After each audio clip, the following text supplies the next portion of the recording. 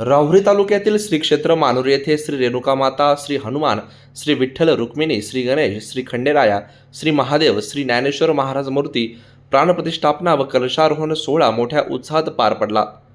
या सोहळ्याला राज्याचे जलसंपदा मंत्री व जिल्ह्याचे पालकमंत्री नामदार राधाकृष्ण विखे पाटील यांनी उपस्थित राहून भाविकांना शुभेच्छा दिल्यात।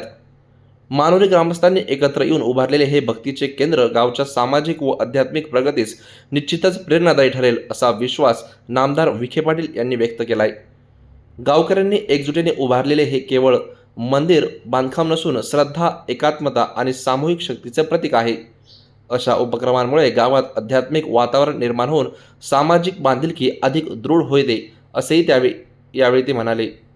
यावेळी महंत उद्धव महाराज मंडलिक, यावेळी देवदास महाराज मस्के, अर्जुन महाराज तनपुरे तसेच जिल्हा सहकारी बँकेचे संचालक अक्षय कर्डेले, माजी नगराध्यक्ष डॉक्टर उषाताई तनपुरे, युवा नेते राजूभाऊ शेटे, विविध क्षेत्रातील मान्यवर व ग्रामस्थ व भाविक मोठ्या संख्येने उपस्थित होते।